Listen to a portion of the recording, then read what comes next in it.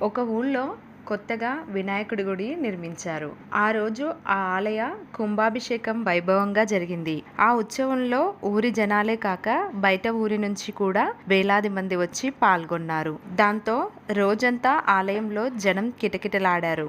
జనం వరుస క్రమంలో గర్భగుడిలోకి వెళ్లి దైవ దర్శనం చేసుకుని రాసాగారు. ఆ రాత్రి ఆలయ అర్చకులు, పనివారు తలుపులకు తాళం వేసి వెళ్లిపోయారు. అందరూ వెళ్లిపోయాక ఆలయంలో పూర్తి ప్రశాంతత నెలకొంది.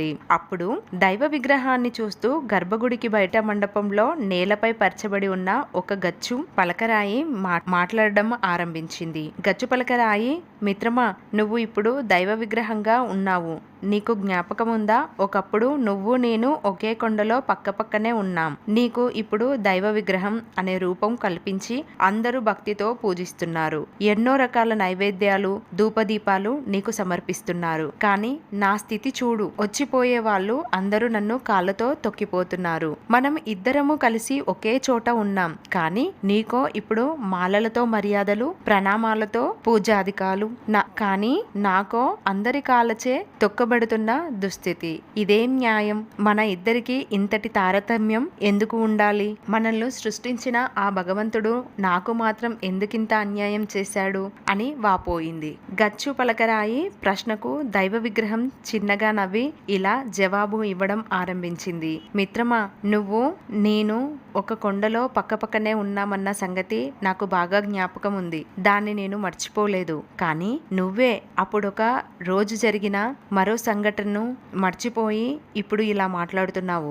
ఒకరోజు స్థాపతి ఒకరు మనం ఉన్న కొండ వద్దకు తన నలుగురు సహాయకులతో వచ్చాడు. వాళ్ళు నువ్వు ఉన్న చోటికే ముందుగా వచ్చారు. స్థాపతి నిన్ను చూపుతూ తన సహాయకులతో ఒకనితో ఈ బండశిల దైవ విగ్రహం చెక్కడానికి అనువుగా ఉంటుందని అనుకుంటున్నాను. కాబట్టి దీనిని నువ్వు ఉలితో కొట్టి చూడు అని చెప్పాడు. ఆ సహాయకుడు నీ మీద ఉలి పెట్టి ఒక దెబ్బ కొట్టాడు. అంతే. వెంటనే నువ్వు 8 ముక్కలుగా చిట్లిపోయావు. అది చూసి స్థాపతి, ఈ బండశిల ఒక్క దెబ్బకే అనేక ముక్కలుగా చిట్లిపోయింది కనుక దైవ విగ్రహానికి ఇది పనికిరాదు.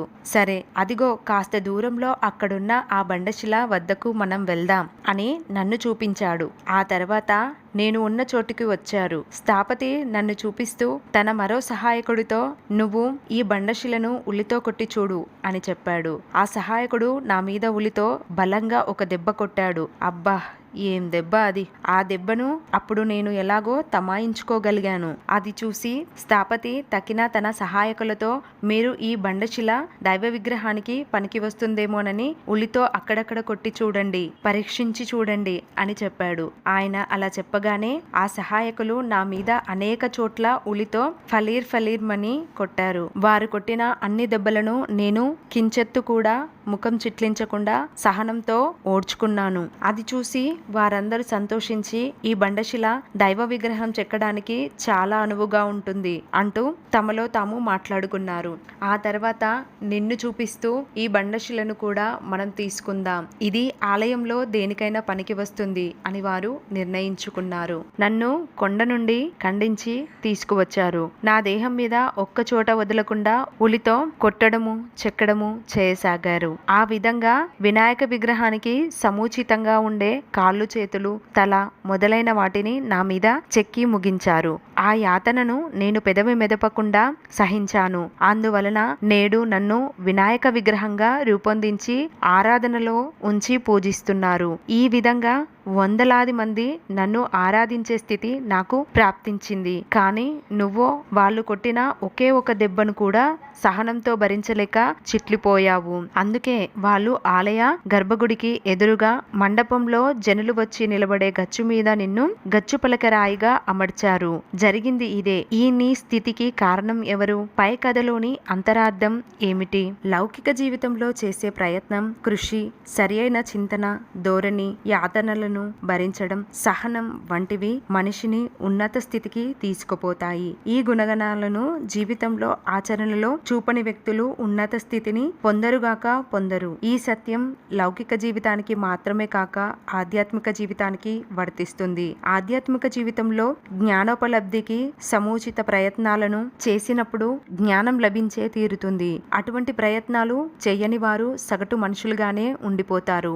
ఆధ్యాత్మిక కథలో పరిపూర్ణత పవిత్రతను సిద్ధించుకోవాలి, ఈ జన్మలోనే ముక్తి పొందాలి అని హృదయపూర్వకంగా ఆశించే ఆధ్యాత్మిక సాధకులు ఉన్నారు. వారు దైవ విగ్రహం కావడానికి బండరాయి స్వీకరించిన యాతనల వలె అల్పలౌకిక సుఖాలలో మనసును జారవిడుచుకోకుండా భగవంతుని పాదపద్మాలలో మనసును లగ్నం చేసి స్థిరంగా ఉన్నారు. ఇందుకు మారుగా అధర్మ మార్గంలో అత్యాశ కారణంగా ఐశ్వర్యాన్ని, పలుకుబడిని పొందే తీరాలి అని జీవిత పర్యంతం పరుగులెత్తేవారు ఉన్నారు. వీరు ఆధ్యాత్మికతతో సంబంధం గల ఏ త్యాగాన్ని చేయలేరు, యాతనలను భరించరు. వీరి అంతం ఆధ్యాత్మిక రీతిలో గచ్చుపలక రాయి లాంటిదని చెప్పవచ్చు. విద్యార్థుల్లో కొందరు విద్య పట్ల పూర్తి స్థాయిలో శ్రద్ధ వహించి పాఠాలను క్రమం తప్పకుండా బాగా చదివి తమ విద్యను పూర్తి చేసుకొని సార్థకత సాధించుకుంటున్నారు. వీళ్ళు పడే శ్రమ ఒక విధంగా దైవ విగ్రహం అనుభవించిన యాతనల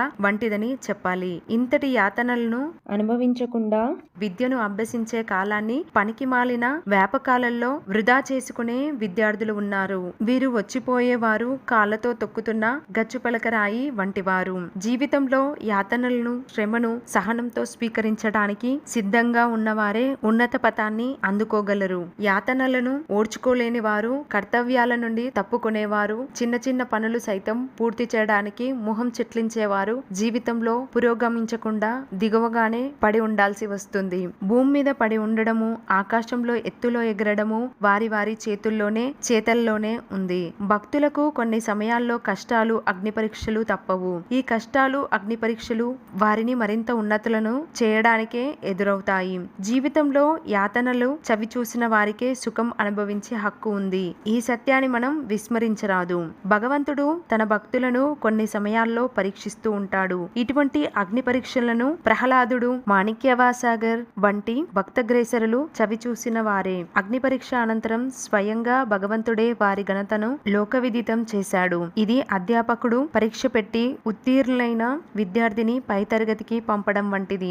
సహనమే సత్ఫలితాన్ని ఇస్తుంది. అగ్నిలో పుటం పెట్టిన బంగారం మరింత నాణ్యతను సంతరించుకుంటుంది. ఆ విధంగానే యాతనలు పెరిగే కొద్దీ వాటిని ఓర్పుతో భరించేవారు కీర్తిమంతులు అవుతారు. ఏ పనిని కూడా ప్రారంభించడానికి ముందు ఆ పని ఎంతో కష్టమైనదని ఎంచి డీలా పడిపోకూడదు. కష్టసాధ్యమైన ఆ పనికి పూనుకొని చేసే ప్రయత్నం సైతం ఘనతను చేకూరుస్తుంది. ఈ వీడియో మీకు నచ్చినట్లయితే లైక్ చేయండి. ఇలాంటి మరిన్ని వీడియోస్ కోసం సబ్స్క్రైబ్ చేసుకోండి.